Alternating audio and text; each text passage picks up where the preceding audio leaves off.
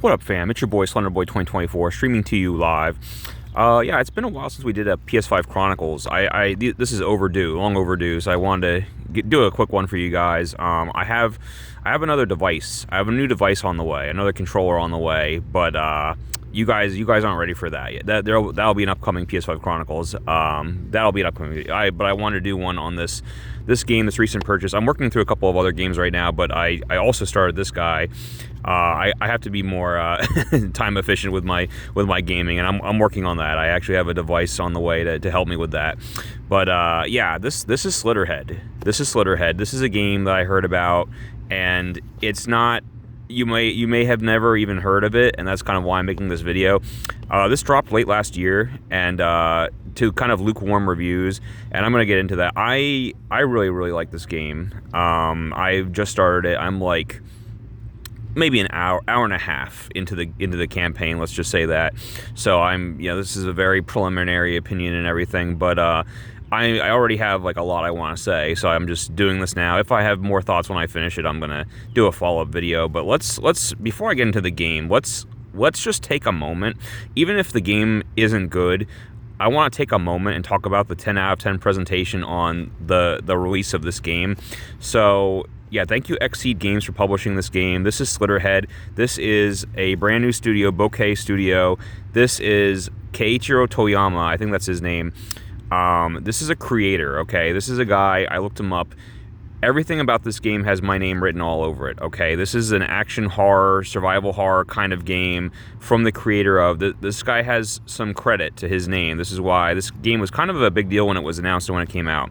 Keiichiro Toyama, okay. What has he done? Well, on the action platformer side, he made both Gravity Rush games. Those are freaking amazing, action games on the PS Vita and PS4. So there's that. And you could just kind of say that, and I would be interested in this game. No, let's go further back. Toyama created the Siren series, Forbidden Siren on PS2, if you've heard of that. Really unique, really cool survival horror series on PS2. Let's go further back. Keiichiro Toyama was the director of the original Silent Hill on PS1. Boom. Okay, so yeah, one of the founding fathers of the survival horror genre, making a survival horror game. The only reason I am a little apprehensive here. I'm a little apprehensive here because this story, we've heard this story before. To me, this is a very similar story to, if you guys remember the Mighty Number 9 debacle, okay, where, and forgive me, I forget his name, but the Mega Man creator, okay, the dude who made all those amazing Mega Man games, Keiji Inafune, I think it came back to me, yeah, that's his name. He made all those amazing Mega Man games back in the day, and he broke off and made his own studio and was like, I'm going to do it again. I'm going to make my own Mega Man game because Capcom doesn't want to make more Mega Man games, so I'm going to do it. And everything sounded good, everything sounded awesome, and people backed his Kickstarter, and then it was a complete disaster. He couldn't do it. It was a complete debacle. Keiichiro Toyama is breaking off, formed his own studio, Bokeh Studio, and wants to make a new survival horror game because Konami isn't really doing them the way that they used to. Silent Hill has been kind of dormant for a while now. But so he made Slitterhead. I'm hoping that this is not another Mighty Number 9. The reviews would indicate the reviews are not good. The reviews are mid at best. The reviews would indicate that this is another Mighty Number 9 situation, but I respectfully disagree, at least so far. But let's just talk about the packaging once more. So I believe this is the only way to buy it, or if it isn't, I would say make sure you get the day one edition, the special edition. So PS5, right? Games are too expensive. Games are normally $70. This day one edition, at least when I bought it on Amazon, was $50. Okay, this is essentially the special edition of the game, and it's $50. It's $20 cheaper than a normal PS5 game. Granted, it's an indie game, but still, when you look at like how awesome this is, okay, this is crazy to me that this is $50. This is cheaper than a normal PS5 game. I must eliminate them all. Hunt down the brain-devouring Slitterheads lurking in the alleys of this neon-lit city. Battle across the dense and cluttered streets of Kowloon as Hyoki, an entity devoid of memory and physical form. Hyoki is driven by one thing alone, a desire to eradicate the monsters known as Slitterheads. Expose the demons nesting in the Pleasure District. Slitterheads thrive in obscurity and chaos. Possess humans in high-speed action. Hyoki controls human bodies at will through possession. Use the power of blood in thrilling combat. Human blood can be transformed into a variety of weapons. One thing, let me just kind of stop for a second. So this is interesting. The main character, apparently his name is Hyoki. I'm not even there yet in the game. That has not been revealed to me. I guess this is the box art is technically a spoiler, because you're like this disembodied voice or spirit that can, yes, possess human beings. The main girl, you can kind of see her right there. The main girl, Julie, she's not. I mean, she is the main character, but there's two main characters because you technically play as the spirit that possesses Julie. But yeah, you are named where I'm at in the game. For a while, you're just like, question mark is the name, or spirit. But when you meet Julie and start working together with her, she actually names you Night Owl. So that's where I'm at. The main character's name is Night Owl. So apparently his name is actually Hyoki, and the box art spoiled that. That's interesting. Anyway, Slitterhead Day 1 limited edition set includes the Slitterhead game, okay, Day 1 exclusive outer box, that's this really cool box here, 104-page full-color art book with commentary by, there's the creator right there, Keiichiro Toyama, original soundtrack CD, sticker sheet with game art. This is so cool. This is amazing. I would pay top dollar for this, and I paid less than normal price for this. One kind of weird thing is, like, the outer box, my tiny criticism is, like, the title is actually kind of really hard to see. Like, you see, you gotta squint. Oh, it's Slitterhead. Like, what's this game called? If you asked me at a glance, I couldn't tell you. And then the spines don't. This is the first time I've ever seen the spines not telling you what the game is. Nesting in the red light district, and then the other side, bodiless Hyoki exposes the demons. The sides of the box do not have the title of the game either. That's very strange. Everything about this is kind of strange. But yeah, I love this outer box. Let's go in. Let's go in. Okay, here's like if you purchase, I guess, like the regular edition of the game, this is what you will see. Okay, and there we go. Now it actually says the title of the game on the spine. That's better. And then the back is just the same as the back of the box, the outer box. What it didn't say is, let's kind of go in here. It didn't mention on the little back there that, yeah, you get another bonus goodie inside of the PS5 game. You get this like little mini poster. Like, that's freaking sweet. Holy shit, this is really cool. This is like a little map of the city. And can you spot the parasite? Oh, can you spot the Slitterhead? That's really cool. That's really lit. All right. I'm already sold. We've just gotten started on the goodies, but like, I'm already sold on this game. Yeah, here's the soundtrack CD. That's really, look at this. This is so cool. Like, damn. This reminds me of the works of like H.R. Giger, like the Alien artist. Yeah, like a little cool soundtrack. Yeah, the music in this game is pretty tight. Oh, look at that. Yeah, that's what the monsters kind of look like when they hide amongst us in human form, but when they're revealed, yeah, like the face unravels and reveals the horrific alien tentacle monster. Again, it's a couple of series are going to come to mind, specifically Parasite spelled with a Y. Yeah, Parasite Maxim. Like this, the director admitted he's heavily inspired by that series. I mean, what in that series, Shinichiro's right hand is possessed by Migi, and they create weapons and they fight these parasite monsters that hide amongst us as humans. It's literally the same thing. In this game, Julie is possessed by the spirit of Night Owl, and she hunts down these parasite monsters. It's kind of a combination. So what's interesting is I read a little blurb by the creator, and he said that he was inspired by several anime, and this is the list he gave was some of my favorites, in fact. Gantz, Parasite, Tokyo Ghoul. Okay, interesting. Those are the kind of the main three, and he said in general like seinen manga. So these are some of my favorite things, but I would add to that, he was definitely inspired by Dead Man Wonderland. I'm surprised he didn't mention that, but that's a series where everyone has like, what's the term, hemokinesis. Everyone has like blood telepathy, but they can like condense their blood to harden it, turn it into like swords or weapons and shit, claws. It's really cool. The powers are really cool in this game. But let's continue. So yeah, this is the art book, and then below, and you get these cool stickers. Oh man, Kowloon City, title of the game. There's the main male character, Alex. That's like the monster design is top tier. Like, look at that. So I guess you can see the human body in the corner there that the monster sprung out of. And there's my girl. There's main girl Julie. Julie's so cool. She's so beautiful. Look at her. So Julie is what's called. I'll get into that. Let's go in. Let's talk about. And I've had a couple of these where they do you this courtesy of like, you know, warning, this book contains spoilers for the game story.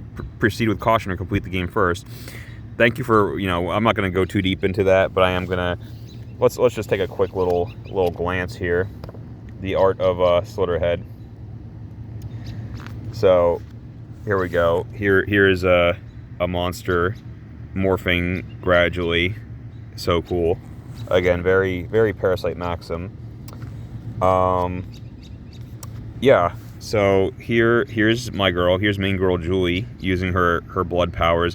So in the game, you can possess a variety of people. Like you can just go into a crowded city and you can possess pretty much anyone.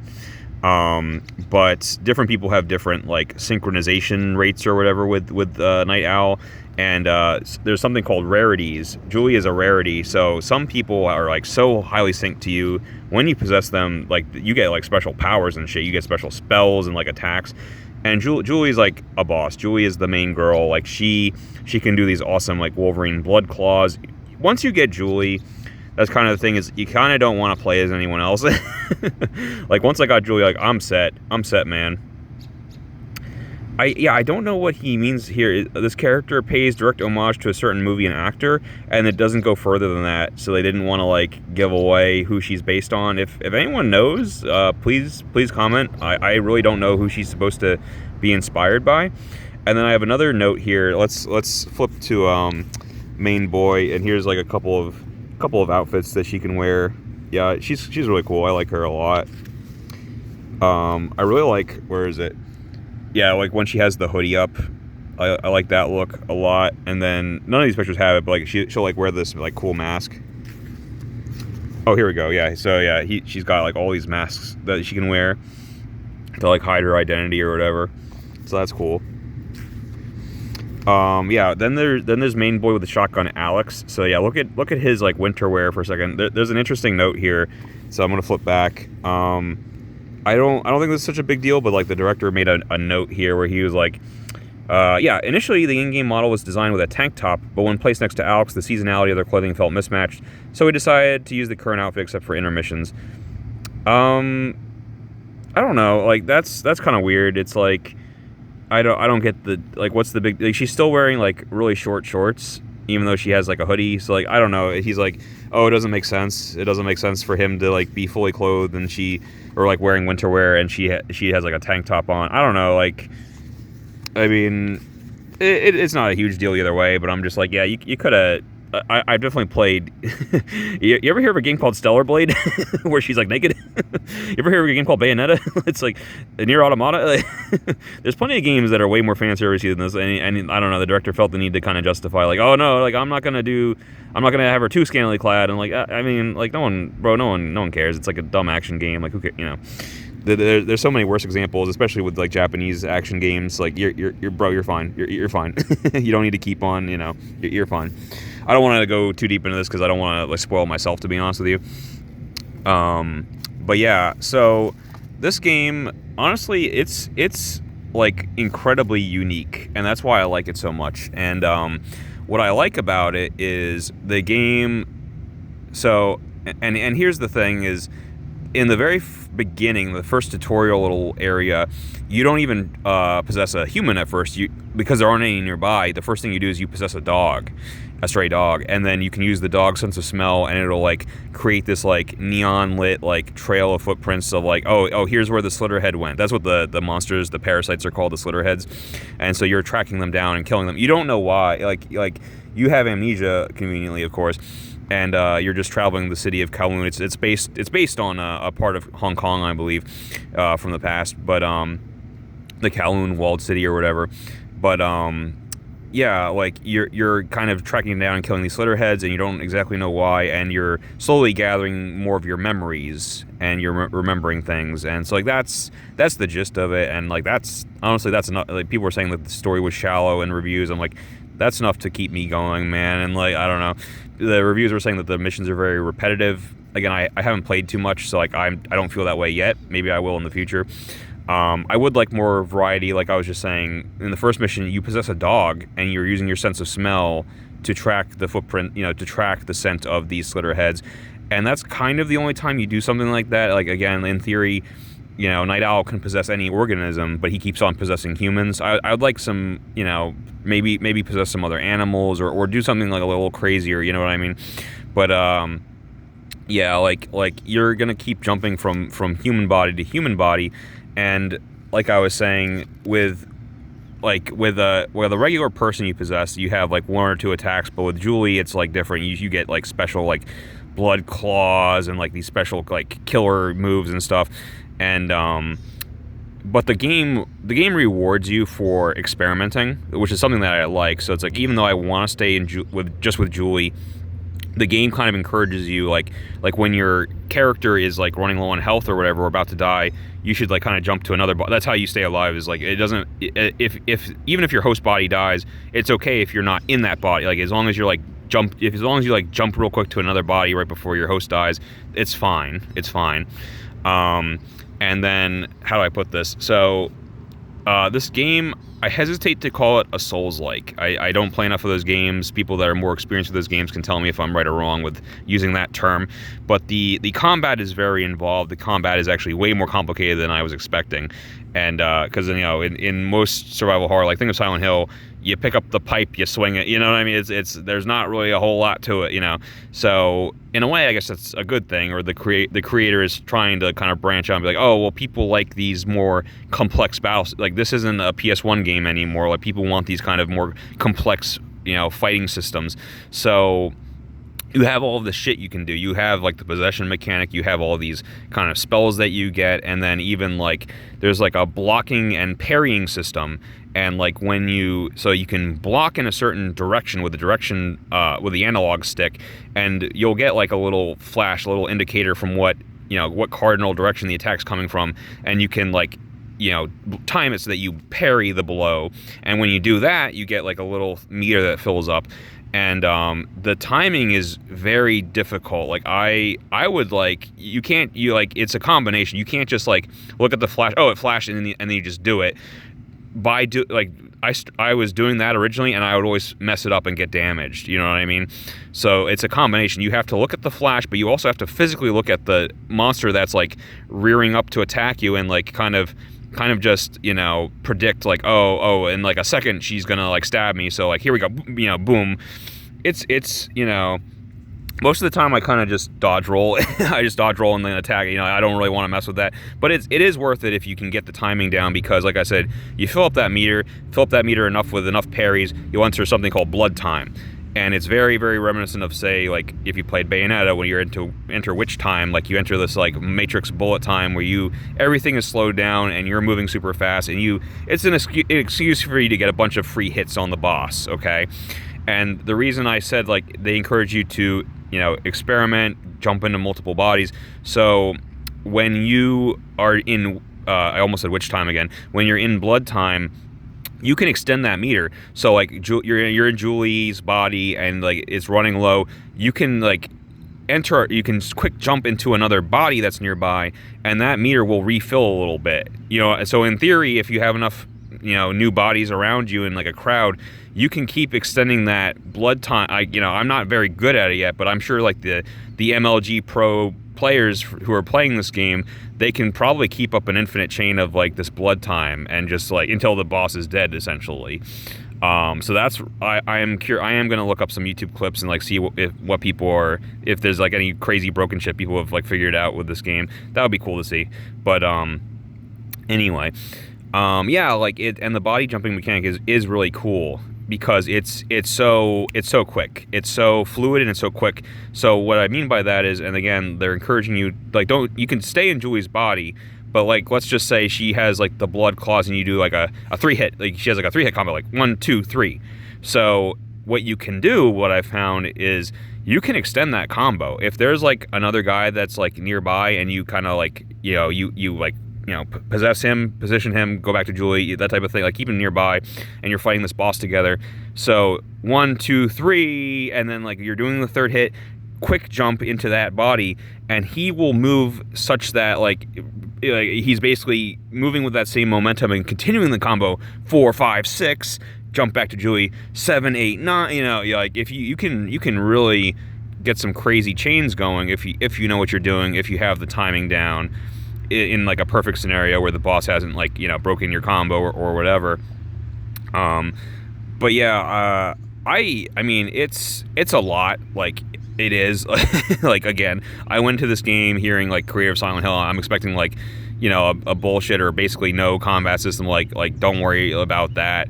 But no, it is more of like a, I hesitate to say it, but like it is more of like a Souls-like or a Sekiro-like or whatever, like with the combat. But it's even though I don't play those games normally, it's cool. Like I'm on board. Okay, like I'll learn. I'll do my homework. I'll get the timing down. I'll learn the combat. Okay, because I do like the story. I do like the characters. I like the story. I like the. Again, it is derivative in a way where like it's very much Migi and Shinichiro from Parasite, but I like Julie and Night Owl's camaraderie, their team up there. They're a good duo, and I'm just meeting, to give you an idea of where I am in the game. I just got to Alex, okay, so I'm already meeting new characters that are interesting, and like I do. It's difficult, but I do love the combat. I love the horror setting. I love the setting. The setting is very unique because it's like this neon 90s or 80s like walled off like Hong Kong city. Like it's a very unique setting. It's an action horror game that we really don't see a lot of these days, and like the possession mechanic is totally unique. My only criticism with that is I wish they took it. I would like them to take it a bit further, but I already like what they're doing. Like I said, where they have the possession mechanic really well tied into the actual combat system. I think that was done flawlessly, actually. I like, again, it's a very unique system and it's a very cool system, and I really like it, even though there's a steep learning curve. I think the system is a 10 out of 10. Graphic-wise, I felt this way about a lot of PS5 games, honestly, but like this could have been a PS4 game. It's really rare where I see something on my system where I'm like, oh yeah, like this is. And I hear that all the time. People are saying like what is like the next gen game, graphics wise or visuals wise, and it's not this one. This one isn't going to turn any heads with its visuals. It looks like a PS4 game, which for me is fine. Again, I'm not like a graphics over everything else person, so like I don't need it at 1080p or whatever, 4K or whatever. The graphics look fine enough. It looks fine, and that's all I need it to be, because it's scary, it's action packed, it has cool characters in a cool setting. That's all I need. The one other thing I wanted to say is that let me use this back of the. Actually, let me go to the back of this other box real quick. Again, packaging 10 out of 10, and the game itself, I'm pretty right. Preliminary score, I was seeing like some low reviews like. IGN gave it a 5. Like I said, it's a mediocre game, 5 out of 10. GameSpot was even lower. GameSpot gave it a 4 out of 10. I don't know what they're smoking. Maybe they just hate horror games. I don't know what they're smoking. Like what's a good horror game to you, GameSpot? Because like this is like top tier for me. But yeah, right. Preliminary, I might give it like a 7 out of 10, something like that. So between 7 and 8. But here we go. I wanted to briefly mention M for Mature. Intense violence, blood and gore, strong sexual content, partial nudity, language, drug reference. This is a game that, rightfully so, it's a horror game, but it has a bite to it. It has teeth. It has, it's hard to explain, but like, I don't know, and maybe this is just me, but and obviously there's games like Saints Row and Grand Theft Auto. Like, obviously there are mature rated games out there, but like, to me, I feel like they're few and far between. Correct me if I'm wrong, but it's like, I don't think that there are that many games that really have like a mature feel, like a mature like this is not for kids. Like this is like real. This is like, I'll give you an example. I haven't been playing the game very long, but the monsters, long story short, they're almost like Succubi. Like they hang out in the red light district, the pleasure district, and they seduce people and then kill them, and it goes into that. Like really early on, there's a pretty graphic sex scene where the monster transforms in the middle of sex and kills the guy, and they don't like censor anything. Like they don't pull any punches. Like And I was like, I appreciated that. I'm like, oh, you know, I can't remember the last time I saw something like that. You know, I think was it? I still need to play, but I think The Last of Us 2 had like a sex scene and like that you know, stirred people up because it's like, what? Like, we don't normally see that type of thing even in an M for mature rated game. So yeah, I mean, Slitterhead, it's really damn unique, and it has another unique feature where it really does feel like a mature adult game. And I'm not saying that, you know, a game needs to be these things in order to be good. I'm just saying, for the sake of variety, it's nice to every once in a while play a game that feels like this really was made for adults in mind. Because at least me personally, yeah, I don't see too many. I don't see too much stuff like that. I really don't. I really don't. So that's all I'm saying is, like, yeah, I want more horror games to be like this, to follow the playbooks set up by Slitterhead. So yeah, that's about it. I've been rambling for a bit, but we'll see how I feel in the next video when I come back to this. But this might be my favorite game I play this year. I'm really truly loving it, and it truly is a unique experience, which is becoming very hard to find these days in gaming. So yeah.